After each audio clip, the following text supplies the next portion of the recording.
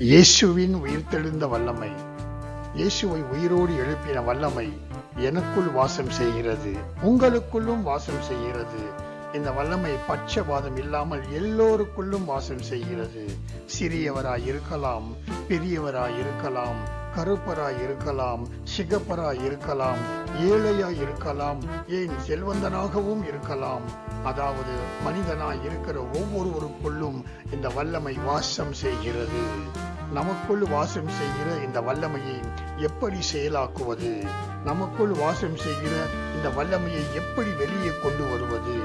பட்டாசு வெடிக்குள் இருக்கும் வல்லமையை நாம் பார்க்க வேண்டும் என்றால் அந்த பட்டாசு வெடியை தீப்பொறியினால் பற்ற வைக்க வேண்டும்.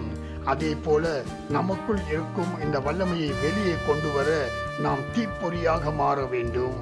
நாம் தீப்பொறியாக மாற வேண்டும் என்றால் அவருடைய வல்லமையுள்ள வார்த்தைகளை எப்பொழுதும் பேசிக் கொண்டிருக்க வேண்டும்.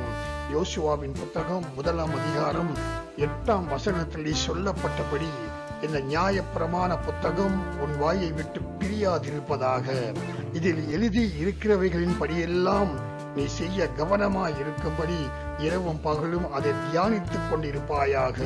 அப்படி தியானிக்கிற மனுஷன் பாக்கியவான் என்றும் சங்கீத புத்தகத்தில் சொல்லப்பட்டிருக்கிறது. அந்த வேத வார்த்தைகள் நம்முடைய வாயை விட்டு பிரியாமல் இருக்க வேண்டும். அப்படி பிரியாமல் இருக்க வேண்டும் என்றால் அந்த வார்த்தைகள் நம்முடைய இருதயத்தில் இருக்க வேண்டும். இருதயத்தில் இருந்து வார்த்தைகள் வரவில்லை என்றால் நாம் வேதம் வாசிப்பதில்லை என்று அர்த்தம்.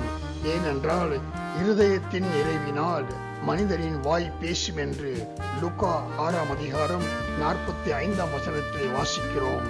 தேவனுடைய வார்த்தைகளை நாம் நம்முடைய இருதயத்திலே முதலீடு செய்ய வேண்டும். வேத வார்த்தைகள் நம்முடைய வாயை விட்டு பிரியாமல் இருப்பது மட்டுமல்லாமல் அதை நாம் தியானிக்கவும் செய்ய வேண்டும். வார்த்தைகளை தியானிக்கின்ற போது ஆண்டவர் நம்மோடு இடைப்படுவார்.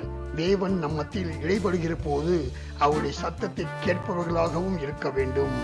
எப்போதும் நான் மட்டும் பாடுவேன், நான் மட்டும் ஜெபிப்பேன், நான் மட்டும் தேவனை ஆராதனை செய்வேன் என்றில்லாமல் அவருடைய சத்தத்தை கேட்க காத்திருக்க வேண்டும்.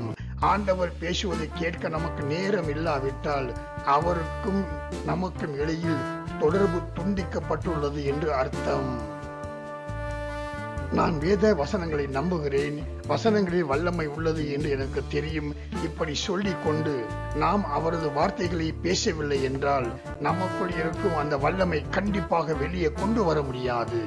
தீப்பொறி இல்லாமல் வெடிக்காது. அதே போல நாம் வார்த்தைகளை தொடர்ந்து பேசிக்கொண்டும் தியானித்துக் கொண்டும் அவருடைய சமூகத்தில் காத்திருந்து அவரது வார்த்தைகளை கேட்கவும் வேண்டும். அப்போதுதான் அந்த வல்லமை மற்றவர்கள் நம்மை வியந்து பார்க்கும்படி நமக்குள் ஒரு பெரிய மாறுதலை கொண்டு வரும்.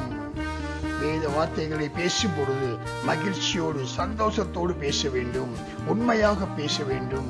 வார்த்தைகளை பேசும்போது பேசியவைகளை பெற்றுக்கொள்ளும்படி அதை அறிக்கையும் செய்ய வேண்டும். ஏனென்றால் எபிரியருக்கு எழுதிய 10ஆம் அதிகாரம் 23ஆம் வசனத்திலே நம்முடைய நம்பிக்கையை அறிக்கையிடுவதில் அசைவில்லாமல் உறுதியாக இருக்க கடவோம். வாக்கு தத்தம் பண்ணினவர் உண்மையுள்ளவராய் இருக்கிறாரே என்று பதிவு செய்யப்பட்டுள்ளதை நாம் நினைவில் வைத்துக் கொள்ள வேண்டும். ஆகையால் பிரியமானவர்களே, நமக்குள் இருக்கும் இயேசுவை உயிர்த்தெழச் செய்த அந்த வல்லமையை செயலாக்க வேத வார்த்தைகளை நம்முடைய இருதயத்தில் முதலீடு செய்வோம். கிறிஸ்துவுக்குள் அனலாகி வார்த்தைகளை தினமும் பேசி அறிக்கை செய்து இயேசுவை உயிர்த்தெழச் செய்த அந்த வல்லமையை கிரியை செய்ய வைத்து இயேசுவின் வல்லமையுள்ள சேனைகளாக மாறுவோம், பிறரையும் மாற்றுவோம். ஆமென்.